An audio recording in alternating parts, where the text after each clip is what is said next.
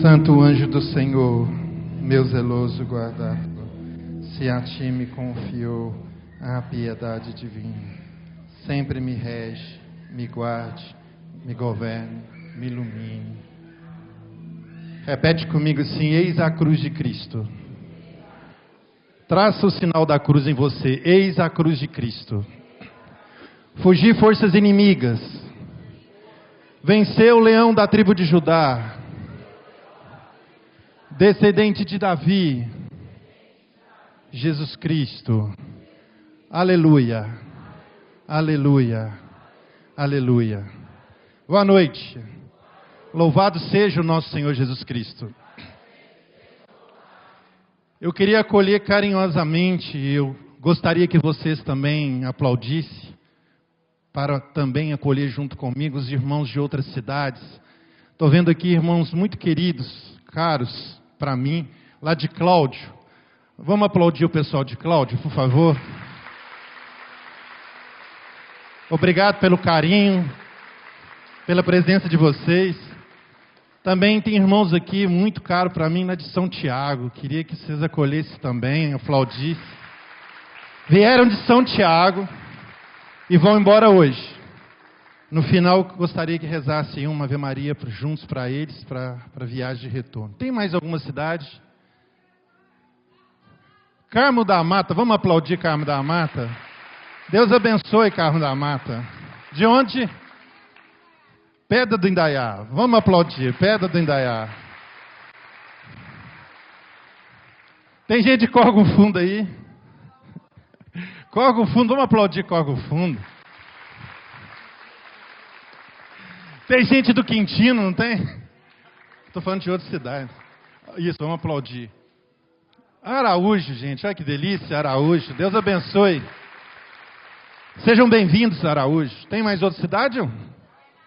Ó, tem, ó. Cajuru. Cajuru, vamos aplaudir Cajuru. Obrigado pela presença, amados. Deus lhes abençoe. Serra Negra, Deus abençoe, seja Serra Negra. Eu vou morar agora pertinho de vocês lá, hein? Vou. Tem mais alguém aí? Itapecerica, vamos aplaudir Itapecerica. Olha que Deus. Glória a Deus. Amém. Sejam bem-vindos a todos, pessoal de Divinópolis. Vamos aplaudir o povo de Divinópolis. Cidade do Divino. Romanos capítulo 8, versículo 28. Uma passagem tão conhecida nossa. Romanos 8, 28. Preste atenção. Aliás, vocês vão ter paciência comigo, é a primeira vez que eu prego desse jeito, no meio. Eu ainda, não vou, estou acostumado a isso ainda não, eu vou ficar meio tonto.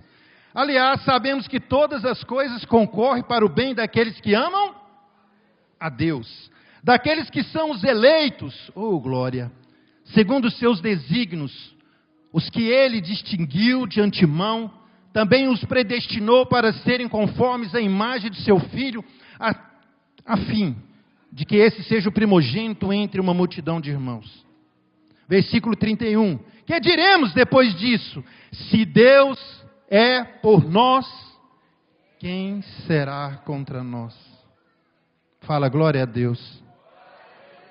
Versículo 32. Aquele que não poupou seu próprio filho, mas que por todos nós o entregou, como não nos dará também com ele todas as coisas?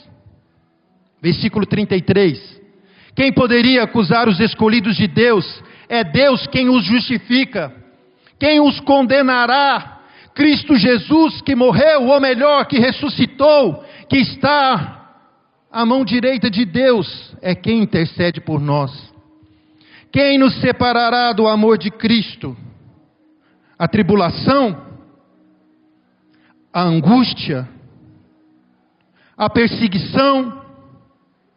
A fome, a nudez, o perigo, a espada.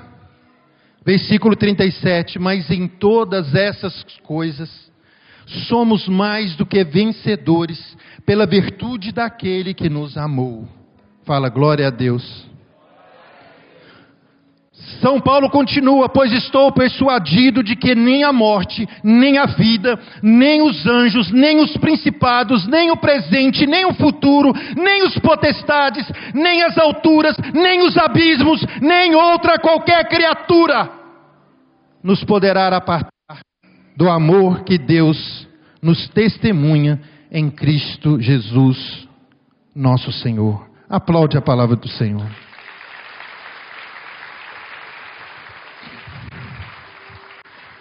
Amados, é muito importante, mas muito importante, a gente entender que quando Deus criou o homem e a mulher, quando Deus criou o gênero humano, Deus criou o homem para ser feliz. Fala, glória a Deus. Deus criou o homem para a eternidade. Deus criou o homem para ser feliz, para estar na presença dEle todos os dias. Deus criou o homem assim. Deus o quis assim, em sua imagem e semelhança. Mas a serpente, o mal, o demônio tentou os nossos pais, dizendo para eles que eles deveriam ser como Deus, que Deus estava enganando eles, colocando no coração deles uma concorrência, e tirando ele da fonte, da criação, e mostrando para eles que eles poderiam ser felizes com o projeto deles, sem Deus. E Adão e Eva acreditou nisso. Com orgulho, com a desobediência, com a soberba, Adão e Eva caiu. Acreditou. Quis um projeto sem Deus.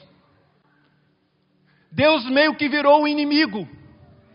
E aí entrou o pecado original. Repete comigo, pecado original. Não esquece disso. Fala comigo mais uma vez, pecado original. Gente, com o pecado original, repete comigo, com o pecado original, entrou a morte, o pecado e o sofrimento. São Paulo vai dizer para nós, o salário do pecado é a morte. Aí, amados, diante de tanta tragédia com o pecado original, eu queria hoje ressaltar dois elementos com a tragédia do pecado original. Fala comigo, qual é a primeira? Não, pode ser melhor, vocês não estão dormindo. Qual é a primeira? Eu não estou pregando para gente morto. Fala, qual é a primeira? A primeira é que o homem deixou de olhar para Deus para olhar para si mesmo. O homem deixou de olhar para a fonte da criação, para o amor, para olhar para si mesmo. Aí entra então o grande mal, porque o homem começa a viver o egoísmo, o egocentrismo, monta o projeto para si mesmo, esquece do Criador, e aí começa a vir a desordem em todas as dimensões, afetiva, sexual, em todas as dimensões do ser humano entrou uma desordem, por causa do pecado original. Existia uma ordem, mas em consequência do pecado veio a desordem. Por exemplo, o amor próprio é bom, mas com o pecado original veio uma desordem do amor próprio. Amados, o homem deixou de olhar para Deus para olhar para si mesmo. Entra então esse egoísmo. O que é ruim disso? O ruim sabe o que é? É que eu e você nascemos para as coisas do alto. O ruim sabe o que é? Que eu e você nascemos para crescer, para progredir. Há uma tendência nossa a conquistar as coisas. E isso é bom, isso é maravilhoso, isso é belo, isso é moral. Mas junto está a consequência do pecado original em nós, a concupiscência. Então também junto com essa conquista da busca da felicidade, busca pelo absoluto, também tem a tragédia do pecado original, ou seja, junto o orgulho, junto a soberba, junto a vaidade, essa desordem, as paixões desordenadas, é consequência do pecado original. Nós somos infelizes por causa disso, porque sempre é o eu. É o meu projeto, o meu sonho. Isso é consequência desse pecado original. Aí vieram as doenças, E tudo aquilo que é mal na humanidade é consequência disso. Mas aí, amados, Deus começou a preparar o seu povo porque Deus fez uma promessa. Pergunta para mim, mais uma vez. Desculpa, eu tinha falado com você 2 elementos. O primeiro elemento, então, é o egoísmo, o egocentrismo. O segundo elemento, consequência do pecado original, foi que Adão e Eva assinou um documento. E esse documento, o demônio tinha em mão, dizendo: agora vocês são meus. Havia um documento que nos condenava. Era uma dívida. Adão e Eva fez uma dívida que herdou para todo o gênero humano. Eu e você tínhamos uma dívida. E o homem não tinha condições de pagar essa dívida. Havia uma dívida contraída pelo pecado original de Adão e Eva. E Satanás tinha esse documento na mão dizendo: agora é meu. Então esses 2 elementos são elementos da tragédia do pecado original. Deu para entender, sim ou não? Estou falando com gente acordada, sim ou não? Sim. Então, 2 elementos importantes. O que aconteceu? Deus então fez 2 promessas. Pergunta para mim, Du, qual é as 2 promessas? A promessa primeira é que Deus enviaria um Salvador. Deus Pai disse: meus filhos não vão para o inferno. O lugar deles não é o inferno. Eu vou abrir o céu de novo. Então Deus Pai tem um plano de enviar seu único filho, o Emanuel, Deus conosco, Jesus, para se encarnar. Há uma promessa, repete comigo, há uma promessa. Então Deus manda os profetas e começa a preparar o povo. E os profetas começam a falar de um Salvador. Os profetas começam a anunciar para o povo que vai vir um Messias, aquele que vai salvar a humanidade. E o povo então começa a se preparar para a vinda desse Messias. Deus começa a preparar o seu povo. E aí, amados, há uma segunda promessa. Fala comigo, Du, qual é a segunda promessa? A segunda promessa é que os profetas começam a falar que o coração do povo estava um coração frio, gelado, duro. Deus começou a colocar leis, mas o povo cumpria as leis, mas estava afastado de Deus. O povo cumpria as leis por medo de Deus. O povo cumpria as leis, sabe por quê? Porque eles queriam a bênção de Deus, as graças de Deus, somente isso. Mas isso só aconteceu no Antigo Testamento, isso não acontece em Cláudio, tá? Não acontece em São Tiago, não acontece em Itapecerica. O povo do Antigo Testamento só queria as graças e esqueceu do Deus das graças. O povo do Antigo Testamento estava com um coração duro, um coração fechado. Então há uma promessa de uma intimidade, de um coração novo. Joel profetizou um coração novo. Ezequiel disse um coração novo, que Deus ia derramar um coração novo para aquele povo. Porque aquele povo vivia somente cumprindo as leis, mas estava com um coração duro. Repete comigo, um coração duro. Amados, muito parecido com a realidade de vocês. Muito parecido com a minha realidade. Muito parecido com a realidade de hoje, da sociedade de hoje, da crise de hoje. Um povo que cumpre a lei, católicos que cumprem às vezes preceitos, mas estão com um coração longe de Deus. Um coração longe de Deus. Um coração longe de Deus. Muito parecido com o Antigo Testamento. Então tinha 2 promessas. Primeira promessa qual que era? O Salvador. Repete comigo, Salvador. A segunda promessa era um coração novo. Repete comigo, um coração novo. A primeira promessa se cumpriu, a encarnação do Verbo. Deus preparou uma mulher sem pecado, a nova Eva, Nossa Senhora, a Virgem Santíssima, do qual eu e você vamos aplaudir com muito carinho, com muito amor. Isso, porque ela é mãe. A bem-aventurada, ela que disse, cheia do Espírito Santo, todas as gerações me proclamarão bem-aventurada.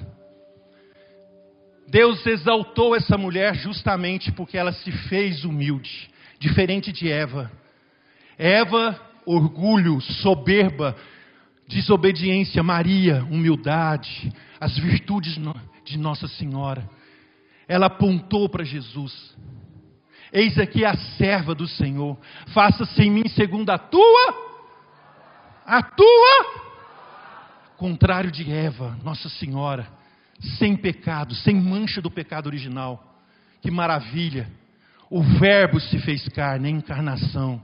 Poderia ter nascido num palácio, nasceu aonde? Num curral, nasceu numa manjedoura. Meu Deus, que amor para a humanidade. Por que que Deus fez isso? Por que que Deus fez isso, gente? Deus estava lá no trono dele, Jesus estava lá no trono dele, mas ele desceu, ele se fez pequeno. Sabe por quê? Por mim e por você. Natal, a encarnação, é o amor de Deus por mim e por você. Ele se fez pequeno. Eu não tive a graça de ir lá em onde Jesus nasceu, lá em, me ajuda lá. Terra Santa, não tive essa graça. Eu tive a graça de ir em Assis. E São Francisco, eu não sei se vocês sabem, o pai era rico, a mãe era rica, mas Francisco também, na hora do nascimento, a parteira levou a mãe de Francisco para um curral. Francisco também nasceu num curral, sabiam disso? Quando eu fui em Assis, eu vi lá o curral onde Francisco nasceu. E eu contemplando ali o curral onde nasceu Francisco, eu contemplava o curral onde nasceu Jesus. Francisco foi tão parecido com Jesus que até no nascimento se igualou a ele. É coisa impressionante. E o Verbo se fez carne e habitou entre, se fez pequeno. Oh, amados, Deus te ama demais, fala amém. Deus te ama muito, fala amém. Olha o que Deus foi capaz de fazer, gente. O Rei dos Reis, o Senhor dos Senhores, nasceu num curral, viveu numa pequena cidade, um pai e uma mãe simples. Fala, glória a Deus.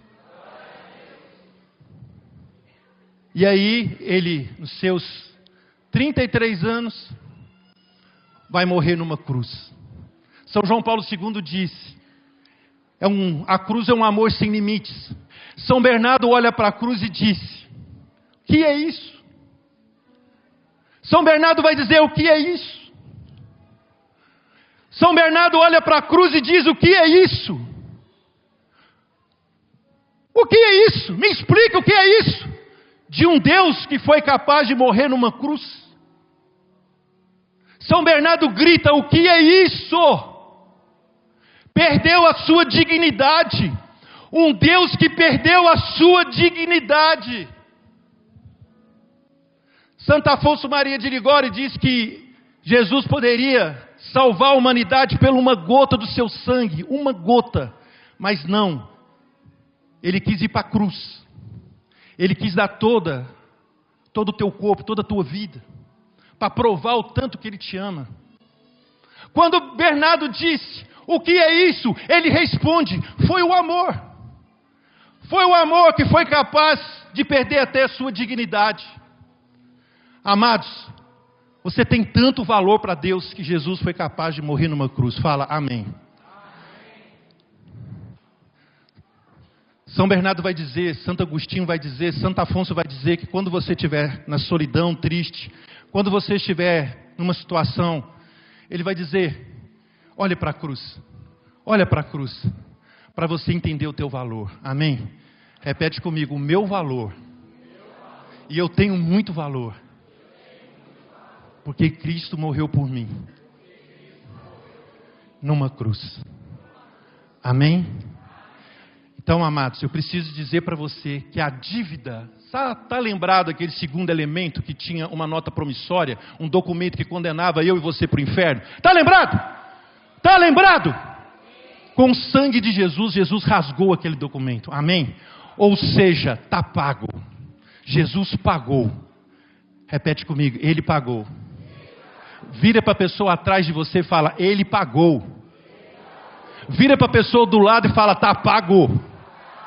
Amados, está pago. Está pago. Fala para a pessoa do lado, está pago. Ele morreu numa cruz e com seu sangue ele rasgou o documento. Colossenses capítulo 2, versículo 14. Ele expôs os demônios ao ridículo, encravando esse documento numa cruz. Fala, obrigado, Senhor. Porque está pago. A dívida está paga. Vamos aplaudir isso, vamos. Aplauda isso. Aplauda para valer. Está pago. Está pago. Isso é amor demais. Isso é amor demais. Está pago. Está pago, está pago. Isso é amor, muito amor, muito amor. E nós temos que louvar a esse Deus que morreu numa cruz por mim e por você. Está entendendo o teu valor, sim ou não? Sim ou não? Estou lembrando aqui agora.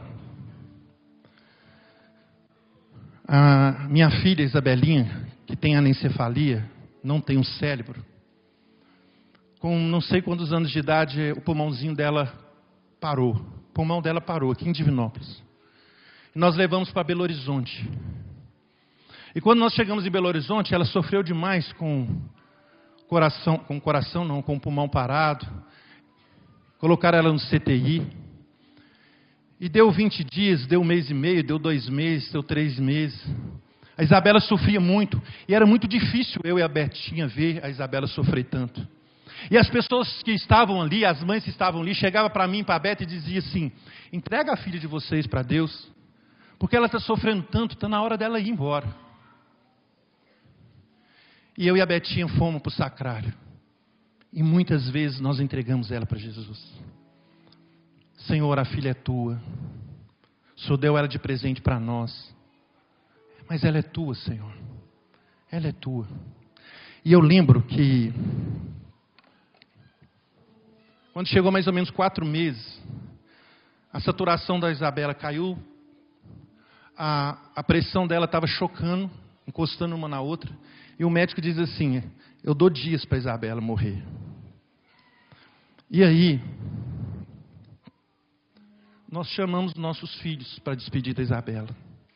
Nossos filhos foram lá e um por um despediu da Isabela, dizendo para a Isabela: voa filha, voa para o papai do céu. Mas uma coisa que eu vi, que eu queria contar para vocês. Estava tão angustiante ver a Isabela sofrer tanto, que na hora que os nossos filhos saíram, a Beta foi despedida da Isabela, a gente tinha que ir embora do CTI. O médico disse que praticamente a Isabela não ia passar daquela noite. A Roberta chegou no ouvidinho dela e disse para ela: Isabela, desiste, filha. Desiste. Você está sofrendo demais. Desiste, filha. Pode desistir, a mamãe vai entender. O papai vai entender. Você está sofrendo muito. Desiste. Voa para o colo do papai. Voa, Belinha, para o colo do papai. Voa. Papai do céu. No outro dia nós chegamos no CTI, esperamos a noite toda o médico não ligar para mim, para a Beta. No outro dia, quando eu cheguei no CTI, o médico disse: a Isabela acordou. Quando eu vi a Isabela estava sorrindo. Era como se ela dissesse para mim e para a Beta: ela não fala, mas é como se o sorriso dela dissesse para mim e para a Beta: desisto não. Não desisto. Não desisto. A Isabela tinha, sei lá, talvez 4 anos, 5 anos. Hoje a Isabela tem 10 anos.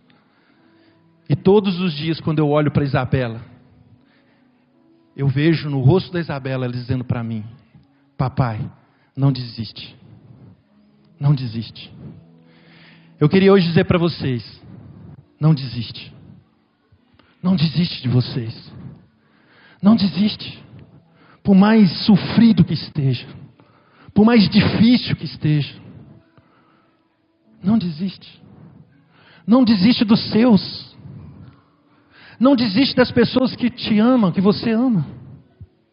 Não desiste. Não desiste. Não desiste. Amados, eu sei que muitos de nós aqui, estamos cheios de traumas, cheios de pecados, perdas, dificuldades. Muitos de nós aqui têm sentimento de culpas, autopiedade. Muitos de nós aqui estamos com carências imensas. Muitos de nós aqui estamos mendigando amor.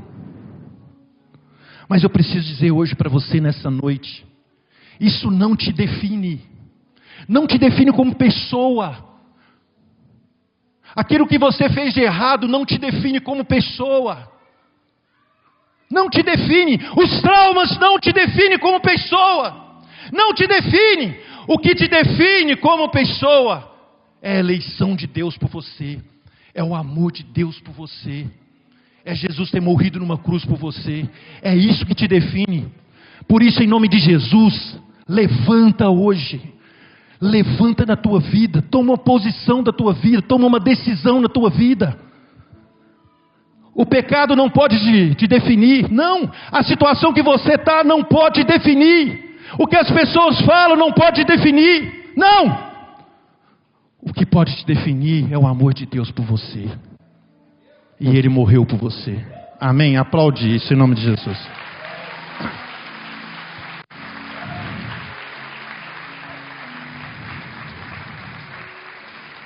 Segundo elemento, segunda promessa. Deus então envia o Espírito Santo. Pentecostes, Ele envia o Espírito Santo. É a promessa para um coração novo. E aqueles apóstolos, o cardeal Cantalamessa disse que o Espírito Santo é o amor do Pai e do Filho. Repete comigo, o Espírito Santo é o amor do Pai e do Filho. Ou seja, o Espírito Santo é o amor. Então, amados, o cardeal Cantalamessa vai dizer que aqueles discípulos, que aqueles apóstolos, a igreja primitiva, foram batizados no amor. Olha para mim aqui, ó. Foram batizados no amor.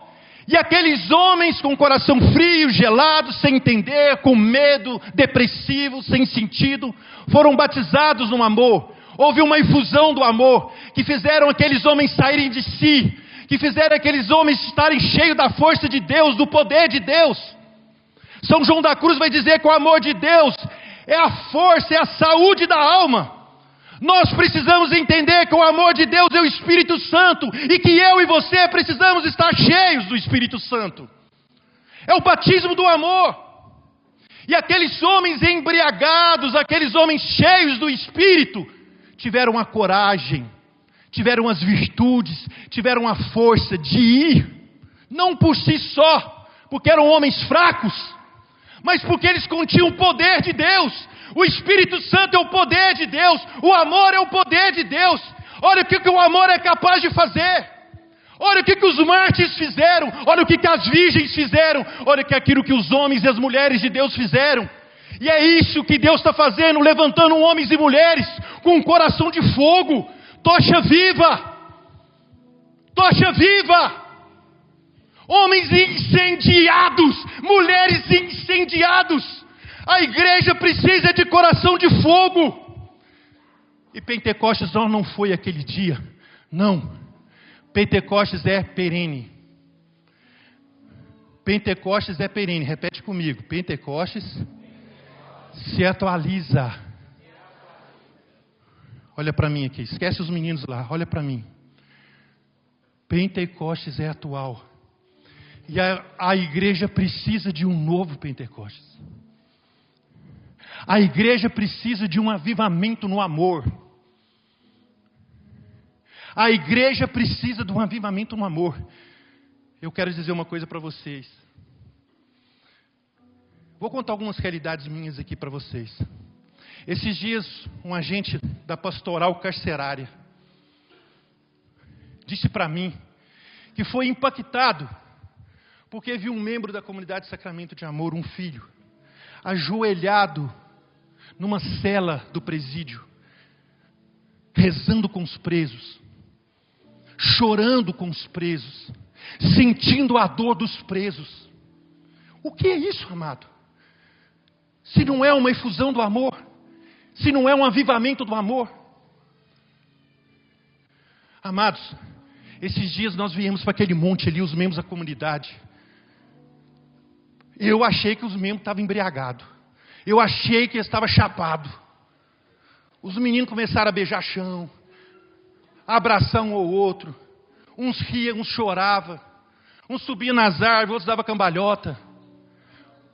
Porque era livre. Estavam avivados. Estavam chapados. Foram batizados no amor. E é isso que a igreja precisa. É isso que a igreja precisa. É isso que a igreja precisa. Eu vi membros da minha comunidade levar tapas de irmãos de rua e não revidar. Eu vi membros da comunidade Sacramento de Amor viajar 13, 14, 15 horas, atravessar corgos para chegar no lugar para anunciar Jesus Cristo. Eu vi um membro da comunidade Sacramento de Amor que entrou esses dias na catedral aqui em Divinópolis, onde tinha uma irmã de rua que estava cheirando tão mal, uma irmã de rua que estava cheirando tão mal, que as pessoas estavam afastando, as pessoas estavam correndo dela, ela incomodava as pessoas, e todo mundo da igreja notou isso, e tentaram tirar ela da igreja, mas ela não saía, estava incomodando todo mundo, mas um membro da comunidade Sacramento de Amor foi lá e abraçou essa irmã, aproximou-se dela, acolheu ela, e ela começou a chorar. Quem estava lá, eu não estava, conta-se que muita gente ficou envergonhado, outras pessoas foram batizadas, outras pessoas começaram a chorar. Foi o evangelho vivo. A igreja precisa de um batismo do amor. As pessoas ficaram impactadas. É isso, vejam como eles se amam. É esse o avivamento que nós precisamos fazer. É esse o avivamento que nós precisamos testemunhar. Atos dos Apóstolos, o Senhor disse: fica aí no cenáculo, porque eu vou enviar o Paráclito, o Consolador, o Espírito, mas fica aí, não sai não, fica aí, porque é Ele, o Espírito, que vai mostrar a verdade, vai revelar a verdade, vai dar força para vocês, vai dar coragem para vocês, e vocês vão ser batizados na efusão do amor. E aqueles homens saíram para anunciar Cristo sem medo, estavam chapados, porque o amor faz isso, o amor é capaz de fazer isso, o amor é capaz de dar a vida. Quando aconteceu a pandemia, nós estávamos fazendo um trabalho aqui no Niterói, na Casa São Francisco, um trabalho pequenininho com os irmãos, e nós fechamos, porque a pandemia, tudo fechou, mas um dia eu recebi o telefone do bispo de Divinópolis, Dom José Carlos, que disse: não, a igreja precisa testemunhar o amor dela agora, a igreja nunca escondeu em crise, e não é agora que vai se esconder. Abre a casa, ajuda os irmãos, acolhe os irmãos, ama os irmãos, toca nos irmãos, beija os irmãos. Mas bispo, eles estão, e a pandemia? Eu falei para o bispo: pandemia vai matar os meus irmãos de comunidade, meus filhos. Ele disse: por que vocês são cristãos? É agora. Vai, abre a casa, porque o amor dá vida. Aquele que ama a Deus dá vida, é capaz de dar vida. É a nossa hora. Os santos já deram a vida, mas agora é a nossa hora, é a minha e a sua. É a hora de dar vida, e é só o amor que é capaz de fazer isso. Por isso nós acreditamos que o amor é a única força capaz de transformar o mundo. Nós acreditamos no amor por isso, porque o povo que ama Jesus é capaz de fazer isso.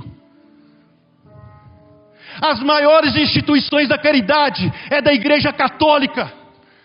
O maior número de pessoas que receberam ajuda nesse mundo foram os católicos que estavam lá, foram os cristãos que estavam lá. Por quê? Porque o amor gera vida, dá vida. E é assim, amados, nossos corações precisam estar inflamados. João Paulo II, numa encíclica que ele escreveu, ele disse: está na hora da gente clamar um novo Pentecostes. Eu disse: um novo Pentecostes? Ele disse: mas agora é uma efusão do amor. O Espírito Santo precisa redimir de novo a humanidade. Olha que forte é isso. Redimir de novo a humanidade. Por quê?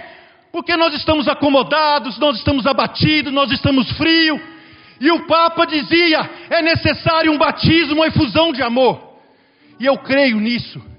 O avivamento vai se dar nisso. Eu já falei isso para muitos fundadores e pregadores. Muitos nem acreditam. Mas por causa de uma encíclica do Papa eu acredito. Que o avivamento vai se dar pelo amor. As pessoas vão ser avivadas de novo pelo amor. Porque o amor é capaz de sair de si mesmo para ir até o outro. É isso. Para terminar, e agora eu vou terminar mesmo.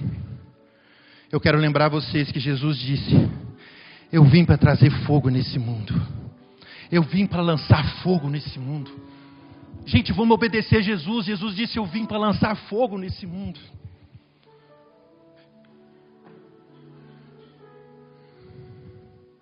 Tem um seminarista do Rio Grande do Sul, não sei se vocês conhecem, chama Igor Pavan. Já ouviu falar?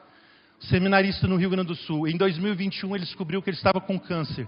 Em 2022 ele começou a fazer quimioterapia. O Igor está morrendo de câncer. O Igor sabe que ele está morrendo de câncer. É um seminarista aqui no Brasil.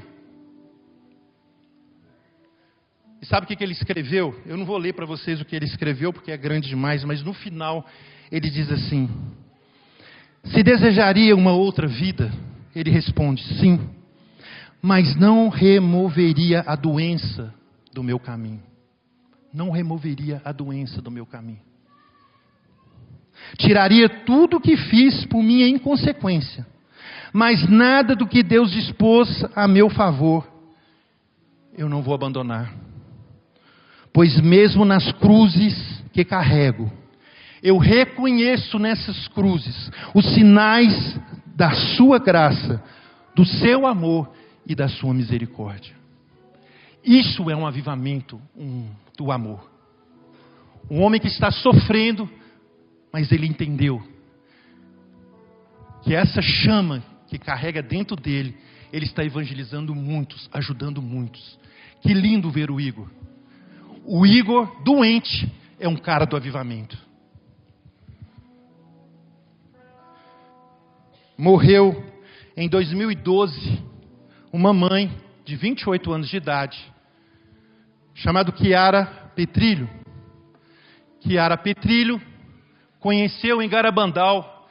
Chiara Petrilho era uma mulher da renovação carismática católica, frequentava grupo de oração, era uma mulher de Deus. Foi em Garabandal não, foi em Medigore, conheceu o esposo dela. Conheceu um namorado, conheceu um homem, começou a namorar, casou com ela. Ela engravidou. E aí na gravidez descobriu que a criança tinha anencefalia. Maria. Maria nasceu. Ela não quis abortar. Os médicos disseram que ela podia abortar. A família disse que ela podia abortar. Ela disse: eu não vou abortar. Maria nasceu, ela batizou Maria e Maria morreu. Passou um tempo depois, ela engravidou Davi. E ele foi diagnosticado com má formação. Os médicos diziam para ela: você precisa abortar. Ela disse: eu não vou abortar. E Davi nasceu. E poucas horas depois, ele morreu. E ela tentou a terceira gravidez. Começou a estudar o caso, por que estava acontecendo. Fez um tratamento. E ela engravidou pela terceira vez. Francisco. Francisco nasceu perfeito com a graça de Deus. Ela muito feliz com o esposo. Mas com 5 meses que Francisco estava vivo, tinha nascido, ela descobriu que ela estava com câncer. Parece que na língua. E os médicos disseram que ela precisava de fazer quimioterapia. Só que se ela fizesse quimioterapia, o que ia acontecer? Francisco ia morrer. E ela disse: eu não vou fazer quimioterapia. Eu não vou fazer. E ela não fez. Com 1 ano de idade de Francisco, ela já muito ruim de saúde, sabendo que estava prestes a falecer, ela escreveu também uma carta para Francisco. E no final dessa carta, ela diz assim, aí vocês vão ver o que é uma mulher avivada. Francisco, vou ao céu para cuidar de Maria e de Davi. Tu vais ficar aqui com o Pai. De lá, eu rezarei para vocês. Meu filho, tu és muito especial e tens uma grande missão. O Senhor te escolheu e eu te mostrarei o caminho a seguir. Se tu abrires o teu coração, confia em mim, meu filho. Vale a pena. Vale a pena. Vale a pena. Assinado, mamãe. Uma mulher que perdeu 2 filhos, que estava prestes a morrer, escreveu uma carta para o filho, seu testamento, dizendo para o filho, vale a pena. Isso aqui é uma mulher do avivamento. Uma mulher que foi tão amada por Deus. Como diz São Paulo, nada, mas nada me separará do amor de Deus. Tudo concorre para o bem daqueles que amam a Deus. Amados, eu e você, precisamos aumentar a nossa fé no amor de Deus. Para que no amor de Deus, eu e você, possa, de fato, levantar, erguer e fazer a vontade de Deus. Amém? E fazer coisas impossíveis. Como os santos fizeram. Como Madre Teresa de Calcutá fez. Quantas vezes Madre Teresa de Calcutá foi tirar a gente do lixo? Uma vez ele tirou um senhor de um lixo. E ela pegou ele. Aquela mulher frágil, fraca, carregando aquele velhinho. E ele olhou para ela e disse, puxa vida, se você me ama tanto assim, imagina o tanto que teu Deus me ama. Um dia Madre Teresa de Calcutá tirou uma mulher da rua que estava toda cheia de bicho, cheia de vermes. E essa mulher gritava com Madre Teresa de Calcutá e ela sorria. E essa mulher ficou tão impactada com a face de Madre Teresa de Calcutá, com o sorriso de Madre Teresa de Calcutá, que chegou um determinado momento ela disse, por que você faz isso? Quem te ensinou isso? E Madre Teresa de Calcutá disse, o meu Deus. E ela disse para Madre Teresa de Calcutá, e como que é o nome do teu Deus? E Madre Teresa de Calcutá disse, o nome do meu Deus é amor. É isso, amados. Nós precisamos aproximar das pessoas, nós precisamos amar as pessoas, nós precisamos evangelizar as pessoas, nós precisamos falar com Jesus para as pessoas, nós precisamos gritar o nome de Jesus às pessoas, nós precisamos viver uma vida de oração, uma vida sacramental, viver da Eucaristia, viver da intercessão de Nossa Senhora, para que o mundo possa enxergar Jesus, porque as pessoas precisam ver Jesus, e aonde que eles vão ver Jesus? Através de mim, através de você. O mundo precisa ver Jesus, experimentar o amor de Jesus. Isso só vai acontecer através de você, porque Ele não tem outro sorriso, Deus não tem outro corpo, Deus não tem outro braço, a não ser o seu e o meu. É a hora de eu e você ser sinal para esse mundo, e é isso que Cristo quer fazer. Nós precisamos ser tochas vivas do amor de Deus nesse mundo, onde as pessoas vão olhar para nós e falar, Cristo está vivo. Amém? Já não é o Duque que está falando, é Cristo que está falando. Já não é o Duque que está vestindo, é Cristo que está vestindo em mim. Já não é o Duque que está dançando, é Cristo que está dançando nele. É assim, amados. É assim, amados. Nós precisamos fazer uma revolução do amor. É a revolução do amor, é um batismo do amor, é um avivamento do amor que eu e você precisamos iniciar, pedir isso para Deus, clamar isso para Deus, o fogo para incendiar a alma. E a hora que começar através de você, vai outro, e você vai incendiar outro, e nós vamos incendiar outro, e já vai ter tantos incendiados, que nós vamos colocar fogo nesse mundo. Tocha viva, repete para o irmão do lado, tocha viva, irmão. Vamos ficar de pé. Abraça o irmão e fala, meu irmão, é hora de incendiar a tua alma. Abraça a pessoa atrás de você e fala, é hora de incendiar a tua alma. É hora de incendiar a tua alma.